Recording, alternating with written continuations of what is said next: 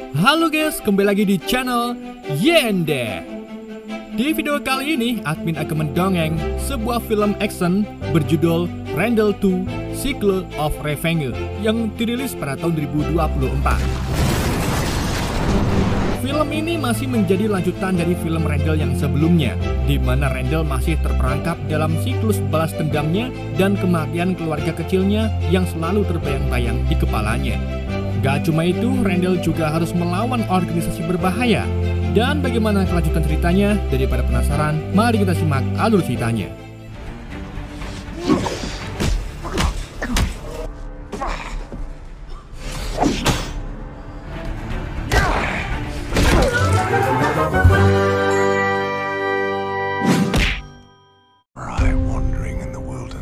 Film dibuka dengan narator yang menceritakan tentang Jepang pada periode Muromachi, di mana banyak sekali samurai atau prajurit kalangan bangsawan yang tidak melayani daimyo atau penguasa feodal Jepang. Samurai yang paling bahaya dan tidak terduga biasa disebut sebagai Sujigiri. Ada juga salah satu samurai yang terkenal mengerikan di antara mereka. Ia adalah Kuro Fukusu, yang dengan tega membelah orang menjadi dua hanya untuk mengasah pedangnya saja. Pedang milik Kuro Fukusu ini sudah membunuh banyak orang dibanding senjata lain yang ada di dunia. Fusuhu juga menghancurkan desanya sendiri, membunuh orang-orang di jalanan, dan bahkan membunuh anaknya sendiri, sehingga pedangnya berubah menjadi hitam layaknya seperti jiwanya. Sampai akhirnya ia pun membunuh dirinya sendiri menggunakan pedang tersebut. Pedang itu lalu disimpan di sebuah kampung bernama Hiroshima. Display in his hometown to guard it. I will kill you, Ben. Scene kemudian menampilkan anak kecil yang bermain di gedung kosong.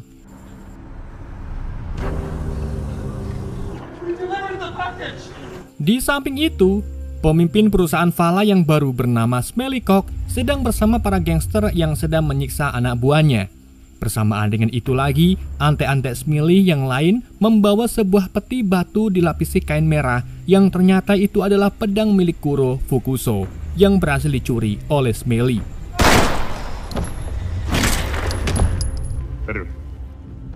Melihat kejadian tersebut, anak kecil itu pun lari ketakutan, namun keberadaannya diketahui oleh Smelly. Jadi Smelly menyuruh ante-antenya untuk menangkap anak tersebut.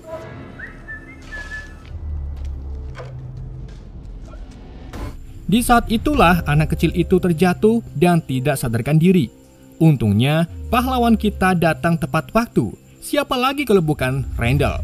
Superhero dengan topeng hitamnya itu berhasil menjatuhkan ante-ante Smelly dengan mudah. Sedangkan salah satu ante-antenya itu lari ketakutan melihat kengerian Randall. What the fuck? Selang tak lama, anak kecil itu tersadar kembali dan Randall segera membawa anak itu ke rumah sakit.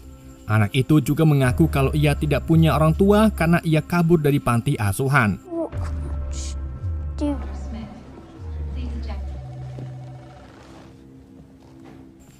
Sementara itu, Smelly mulai gelisah karena Randall sudah menghabisi ante-antenya.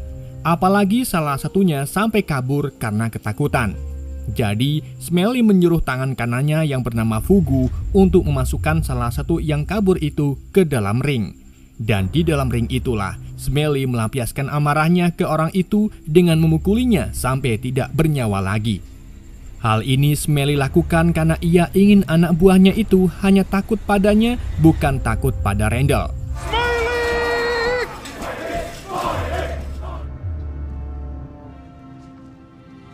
Di sisi lain, saat Randall sedang istirahat, ia lalu mulai bermimpi tentang kematian istri dan putrinya yang dibunuh oleh perusahaan Vala di film sebelumnya.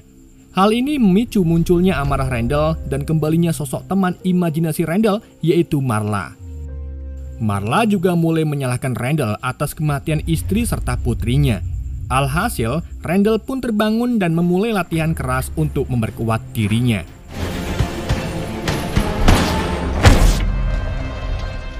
Scene lalu menampilkan Smelly dan Fugu bersama dua ilmuwannya yang bernama Gurk dan Horse. Jadi, Smelly meminta dua ilmuwannya itu menciptakan manusia terkuat untuk mengalahkan Randall. dan Smelly ingin menggunakan orang yang sehat walafiat dan tidak memiliki keluarga untuk dijadikan eksperimennya. Not broken. They have no family. Smelly kemudian lanjut menemui para wartawan di kantornya dengan membuat berita hoak kalau Randall adalah teroris yang sudah membunuh para pekerjaannya. Smelly juga menambahkan kalau Randall sangatlah kejam, tak segan-segan membunuh siapapun, termasuk warga sipil. Salah satu wartawan pun tidak setuju dengan pernyataan Smelly itu. Wartawan tersebut adalah Nina. Karena Nina sudah melihat sendiri kalau Randall tidak sejahat itu. Nina kemudian menanyakan tentang vaksin NH25 ke Smelly dan ingin mengetahui negara mana saja yang sudah menerima vaksin tersebut. Namun, Smelly menolak menjawab pertanyaan itu dan mengancam Nina karena banyak bacot. Confidential. I'm sure you understand. Smelly kemudian lanjut menemui Fugu yang sedang melihat peti bertutup kain merah. Jadi Smelly meminta Fugu untuk mencari cara agar bisa membuka peti tersebut. Di samping itu, Nina terlihat membuat laporan tentang Randall. Atasannya lalu menunjukkan data tentang Kurika yang merupakan mantan anggota Vala yang kini berpihak kepada Randall sebelum akhirnya ia menghilang. Triangle on Randall. That's what people want. Of my story. Di sisi lain, Smelly menemukan pria yang masuk kriterianya untuk dijadikan eksperimen. Smelly lalu mulai bercerita tentang kakeknya, yaitu Edward Koch yang merupakan pendiri Vala. Jadi awalnya Edward ini hanyalah orang biasa.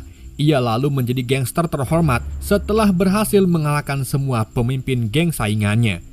Edward lalu menjadi terobsesi dengan hidup kekal atau abadi. Ia kemudian pindah ke Amerika untuk membangun Vala dan mewujudkan impiannya. Sacrifice himself.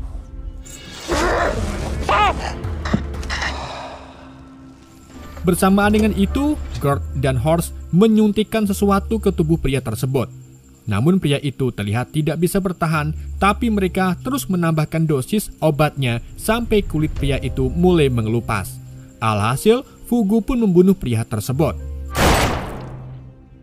Melihat hal itu, Smelly pun kesal karena eksperimennya gagal dan meminta Gert serta Horst agar membuat obat lain yang lebih bagus. Jabal, get them to the lab. Smelly lalu menghubungi anak buah lainnya yang akan melakukan pengiriman vaksin ke suatu tempat. Ia meminta mereka agar tetap waspada karena bisa saja Randall muncul untuk mencegat mereka. Dan benar saja, ketika di perjalanan, Randall menyusup ke mobil yang mengawal truk pengiriman. Randall terus mengikuti truk tersebut sampai akhirnya ia menembak ban truk dan membuatnya oleng lalu meledak.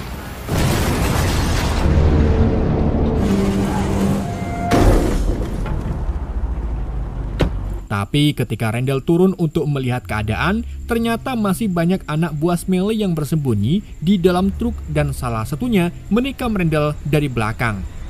Namun, bukannya mati, Randall malah bangkit dan berubah menjadi Marla.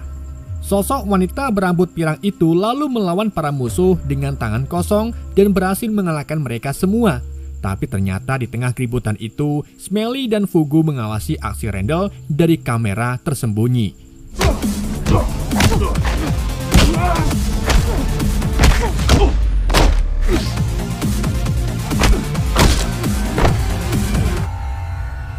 Setelah kejadian itu, berita tentang Randall muncul di mana-mana. Namun di berita itu mengabarkan kalau Randall adalah penjahat yang menyerang warga sipil.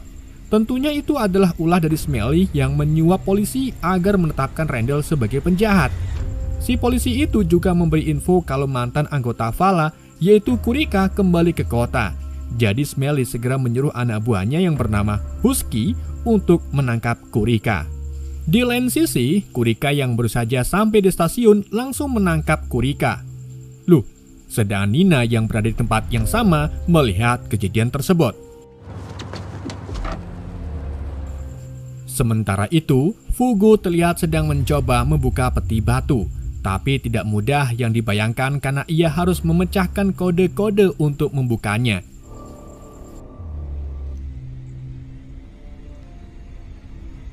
Di sisi lain, Smelly ke rumah sakit untuk menemui anak kecil yang sebelumnya kita temukan di gedung kosong. Smelly lalu mengungkapkan ke pihak rumah sakit kalau ia akan membayar semua biaya anak kecil tersebut. Tidak hanya itu saja, Smelly juga membawa para wartawan untuk menipu mereka seolah-olah ia peduli dengan anak tersebut dan mengaku akan mengadopsi bocah itu. Padahal, Smelly menggunakan kesempatan ini karena bocah itu mengalami amnesia akibat kejadian sebelumnya. That's my own. Thank you so much. Setelah itu, Smelly menemui Fugu dan mengungkapkan niat aslinya, yaitu untuk membunuh bocah tersebut sebelum ingatannya kembali dan membongkar kejahatannya. Di samping itu, Nina menemui Randall dan memberitahu kalau Kurika telah diculik oleh Smelly. He's back in town, and I think he's in danger. Scene kemudian berpindah ke Kurika, yang dibawa ke tempat Smelly untuk digunakan sebagai bahan eksperimen vaksin NH25.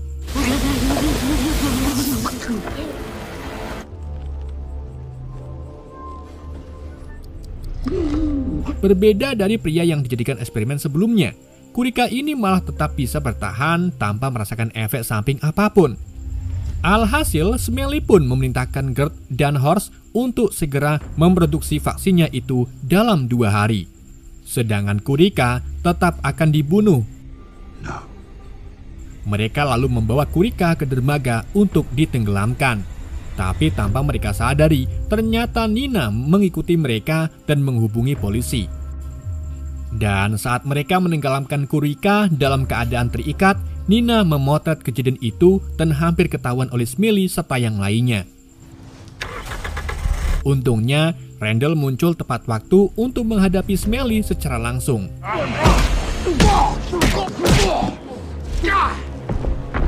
Dan ketika Smelly hampir menjatuhkan Randall, polisi datang sehingga membubarkan Smelly sekaligus antek-anteknya. Sementara Randall segera menyelam untuk menyelamatkan Kurika.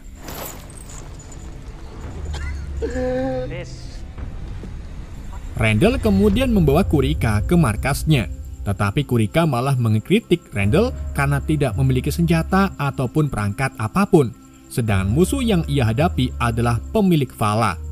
Jadi Randall memberi uang Kurika sebanyak mungkin untuk membantunya mencarikan senjata, peralatan, serta kendaraan.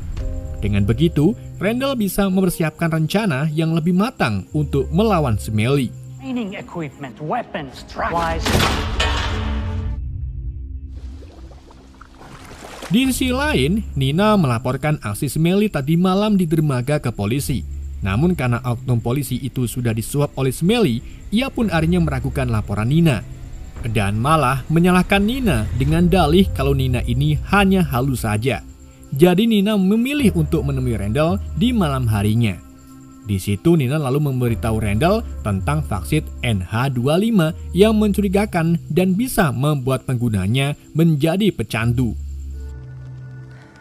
NH25 here. Sementara itu, Smelly kembali lagi menemui bocah di rumah sakit dan menunjukkan bocah itu pedang mainan yang dulu diberikan oleh kakek Edward. Smelly juga menceritakan tentang pedang milik Kuro Fukuso yang pada akhirnya terkena ledakan Hiroshima pada tahun 1945.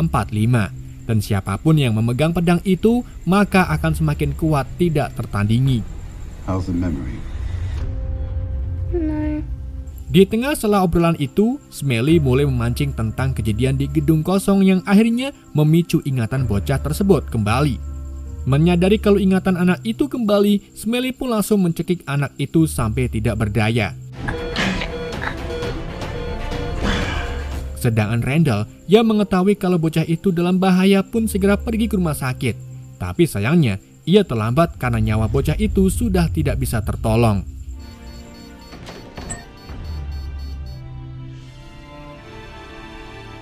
Di keesokan harinya, Smelly, Gert, dan Horst menyiapkan serum NH25 terbarunya yang akan digunakan.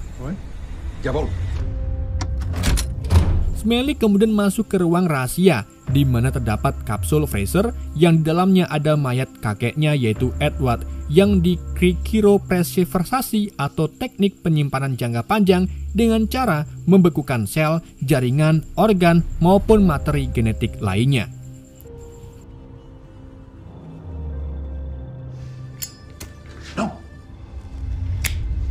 Smelly serta kedua ilmuwannya itu lalu mulai menyalakan semua perangkat dan kemudian menyuntikkan serum itu ke Edward.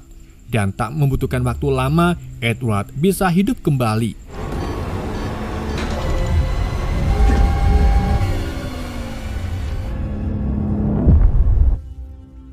Sementara itu, Nina mendengarkan percakapan anak buah Smelly ketika di warung yang membahas tentang sistem keamanan markas Vala yang terlalu lemah sehingga mudah untuk disusupi.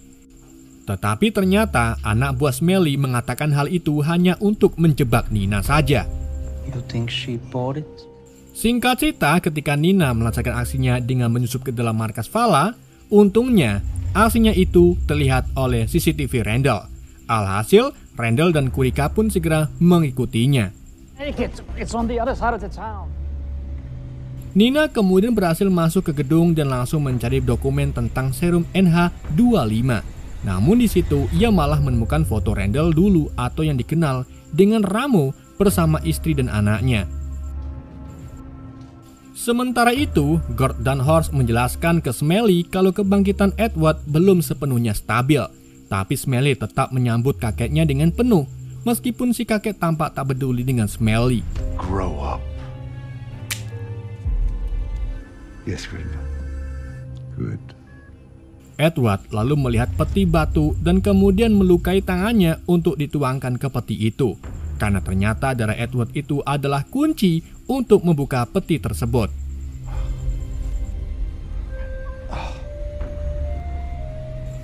Di lain sisi, Nina berhasil mendapatkan bukti yang ia cari. Namun sayangnya ia tidak sengaja menjatuhkan rak-rak sehingga membuat keberadaannya diketahui. Ketika Nina dikepung oleh Husky dan yang lainnya, Randall kemudian datang tepat waktu untuk melawan para musuh.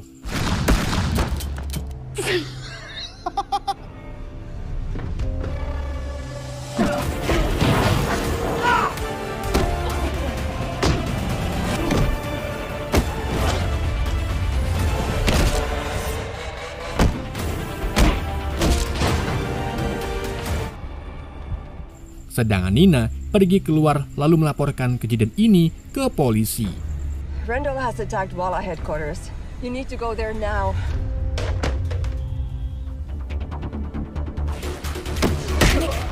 Randall juga sempat berubah menjadi Marla untuk membunuh para anak buah Smelly. Sedangkan Smelly yang mengetahui kedatangan Randall menjadi sangat kesal karena sudah membantai anak buahnya. Smelly kemudian mengambil pedang itu dan membukanya. Akan tetapi kekuatan pedang itu terlalu kuat sehingga membuat Smelly menutupnya kembali. Sementara itu, Randall masuk ke ruangan Edward, di mana Edward siap untuk menyerang Randall menggunakan pisaunya. Namun karena selang tabung serumnya terlalu pendek, alhasil Edward pun terjatuh dan langsung lemah tidak berdaya karena serum itu adalah sumber dirinya bisa hidup lama. Bersamaan dengan itu, Smelly serta Fugu datang dan segera menyuntikkan jarum suntik berisi serum eksperimennya ke Randall. Sementara itu di sisi lain, Nina lalu kembali ke kantornya untuk memberitahu atasannya kalau ia memiliki informasi tentang kejahatan Vala. Namun atasannya itu malah marah besar dan memecat Nina karena ketahuan menyusup ke Vala dan itu menjadi viral di mana-mana sehingga membuat reputasi kantornya menjadi sangat buruk. Di sisi lain, Kurika terkejut melihat polisi sudah mengepung gedung tersebut. Polisi yang sudah disuap oleh Smelly juga siap menyergap dan memerintahkan Randall agar menyerah. Namun bukannya Randall yang muncul, tapi malah Kurika yang muncul dengan menyamar sebagai Randall untuk mengulur waktunya. Handsome face. Di samping itu, Gord dan Horst langsung memeriksa tubuh Randall untuk mencari tahu sumber kekuatan supernya. Smelly kemudian menduga kalau sumber kekuatannya dari topeng Randall, tapi mereka gagal terus ketika mencoba untuk melepas topengnya. Sedang Randall yang masih tidak sadarkan diri kembali dihantui oleh Marla yang menyalahkan Randall atas kematian keluarga kecilnya. Hal itu membuat Randall terpukul sehingga membuat tubuhnya tersentak. Dari situlah dua ilmuwan itu menyimpulkan kalau kekuatan Randall mungkin berasal dari rasa sakit. Jadi, Smelly pun menyuruh Fugu untuk menyiapkan ring pertarungan. Some pain. Smelly kemudian kembali ke ruangannya untuk membuka pedangnya, dan seketika tangan kanan Smelly pun menjadi menghitam.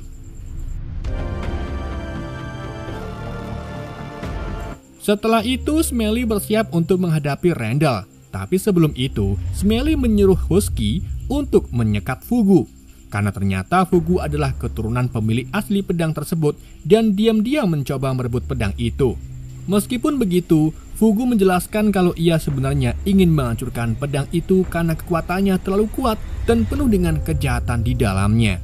Bersamaan dengan itu, Randall kembali bangkit dan siap untuk melawan Smelly. Alhasil, duel maut antar keduanya pun dimulai.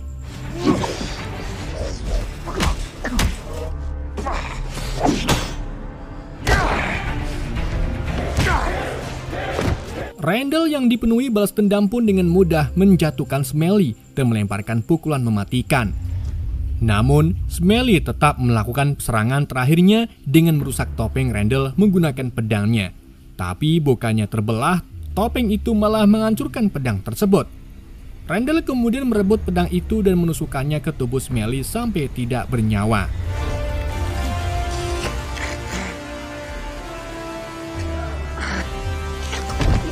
Setelah berhasil membunuh Smelly, Randall menyerahkan pedang itu ke Fugu agar menjaganya dan tidak jatuh ke tangan orang yang salah lagi. Film ini kemudian ditutup dengan Husky yang menyuruh semua orang untuk mengejar Randall, dan film pun benar-benar bersambung.